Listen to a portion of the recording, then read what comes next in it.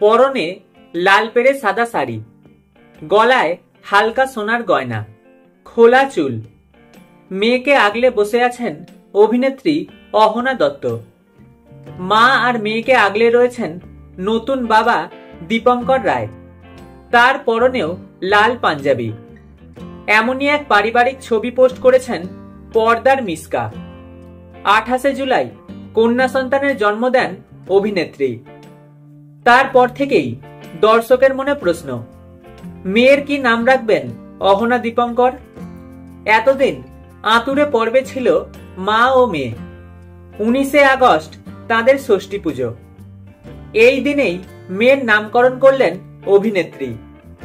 একরত্তির নাম রেখেছেন তারা মীরা। তার নামের অর্থ হল শান্তি, সমৃদ্ধি। বিয়ের কিছুদিনের মধ্যে নিজের মাকে হারান দীপঙ্কর। তাই দীপঙ্করের মায়ের নামেই মেয়ের নাম রেখেছেন তারা। ঠাকুমা মীরার নাম পেল ছোট্ট অহনা। বাড়িতে এলো আরো এক মীরা রায়।